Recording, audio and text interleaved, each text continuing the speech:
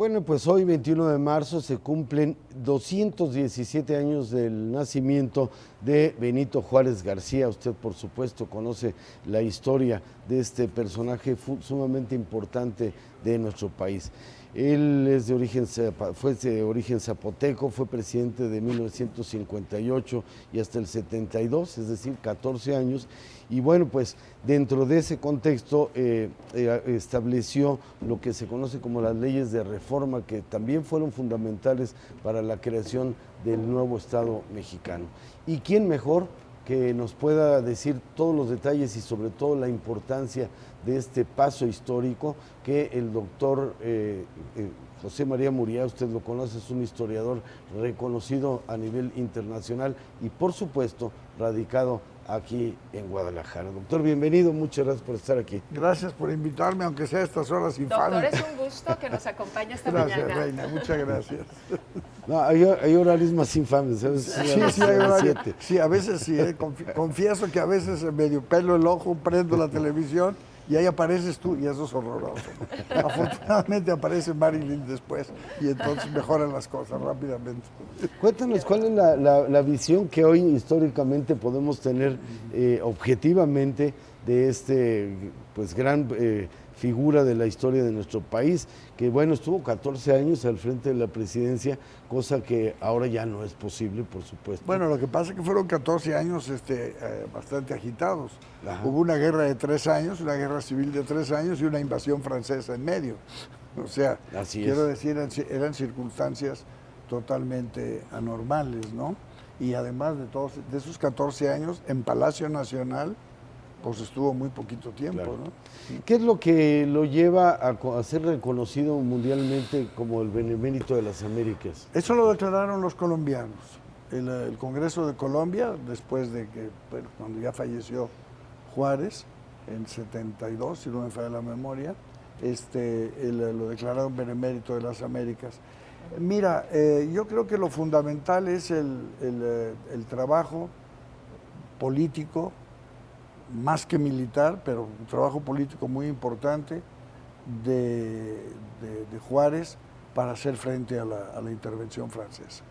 Ahora los franceses no tienen tanto prestigio militar como antes, pero en aquel tiempo pues era un poco como si dijeras...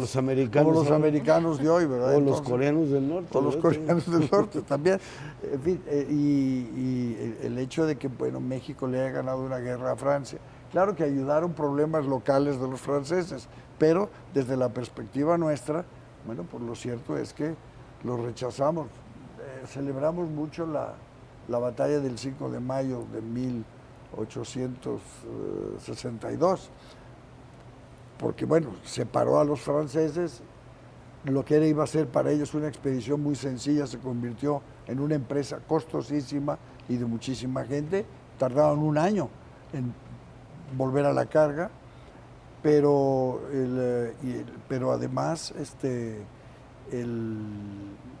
bueno, hay que recordar varias batallas importantes en las que se les dio palo. Claro. Bueno, nomás por echar un poco de leña a la hoguera propia, por la batalla de la Coronilla, ¿cómo se llama? Y la batalla de... se me va el lugar. En fin, cerca de Mazatlán. Con el trabajo político de Benito Juárez, México se constituyó formalmente como una república. Federal, las dos cosas. Porque en un momento dado la lucha en México, cuando ya se consumó la independencia, etcétera, la lucha en México era de República Central contra República Federal. O sea, una República Central que tenía ciertos visos de monarquía. Cualquier parecido con la realidad del siglo XX es pura coincidencia, pero la República con el respeto, sobre todo a las regiones que habían estado más marginadas y que no habían pertenecido a la Nueva España. Eso es muy importante. La República Federal logró conjuntar, mantener juntos partes de lo que hoy es nuestra República que no tienen un origen común. A veces cometemos, sobre todo allá donde te platiqué, por el Valle de Anáhuac, cometen con frecuencia el error de suponer que todo esto era la Nueva España, que luego se independizó y se convirtió en México. No, Nueva Galicia era una entidad prácticamente independiente de la Nueva España. Es lo que marca un poco el antes y después del mandato de Benito Juárez, de lo que ya conocemos hoy como nuestro México. Bueno, lo que marca es justamente incluso la pretensión en un momento dado ante la fuerza centralista, la pretensión de algunas partes de México de agarrar su propio camino. Una pretensión que no está muy clara, pero por lo menos cuando se hablaba de la República Federal desde el año de 1823, pues se amenazaba con que si no fue necesario que el Congreso de México emitiera con toda precipitación un acta constitutiva a fines de 23, porque no podían esperar a la proclamación de la Constitución que se proclamó en 1824, a finales de 24, porque pues a lo mejor esto se les desbarata. ¿Cuál sería el legado que nos deja Benito Juárez con toda esa actividad, siendo pues un aborigen zapoteco, a final de cuentas pues se convierte en un gran persona de Estado? Y esto, pues, ¿qué cambios? Bueno, yo creo que Juárez debe de haber tenido un talento natural notable, ¿no? Debe haber sido un hombre de una inteligencia muy por encima de lo normal.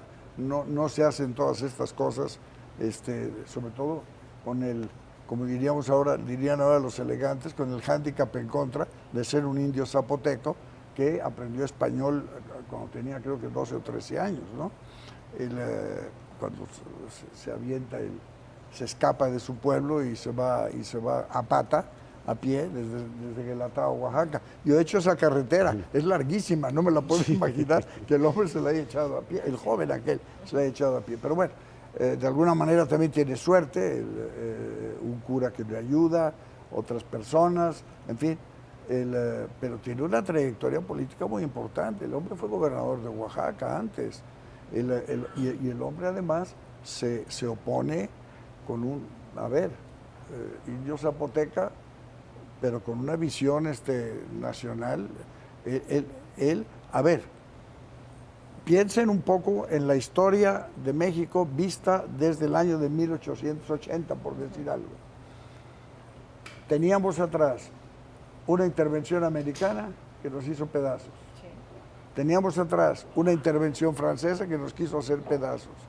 Y el hombre, el emblema, el que se convirtió en el símbolo de la resistencia que permitió la victoria contra los franceses en vez de la derrota que hubo con los americanos, pues es Juárez. Claro. El hombre testarudo, necio, yo soy el presidente de la República y mientras estén las condiciones así voy a seguir siendo el presidente de la República. Claro. Y con un sentido muy político, un olfato muy político. Dicen que el mejor decreto que se ha expedido en la historia de este país es el que expidió Juárez, con el cual dice que se pudo ganar la guerra contra los franceses. Es un decreto que dice, háganle como puedan, en otras palabras. Sí. O sea, permite que cada quien haga que Miguel Ángel Collado haga su grupo militar acá en la televisión, que yo lo haga pues en los museos. En fin, cada quien hace lo que puede, háganle como puedan. Y ese háganle como puedan, pues generó una rebelión nacional con la cual los franceses no pudieron. Sí, pues claro, un ejército poderosísimo en aquella época, claro. Que hacía temblar al mundo. Todo este panorama, ojalá tuviéramos 2 horas más para poderlo abordar, claro. Pero bueno, por lo pronto queda en superlativo pues todo lo que él vino haciendo y sobre todo esa frase que es... Bueno, eso es su frase, que además es una frase que va medio perdida en su discurso de cuando llega a la Ciudad de México, cuando regresa a la Ciudad de México, ¿no? Un día como hoy, en fin. Pero está perdida. Está perdida en el texto. Somos los mexicanos los que le hemos sacado. Entre los individuos, como entre las naciones, el respeto al derecho ajeno es la paz. Eso deberíamos de tenerlo muy presente todos los días. Claro. Un gran mexicano. Doctor, muchísimas gracias. De verdad es un lujo tener la aportación de alguien como el gran amigo, además, que es José María Muriá. Y bueno, pues te agradecemos mucho, doctor. Aquí estoy. Gracias. Bueno, vamos con Paola Ortega.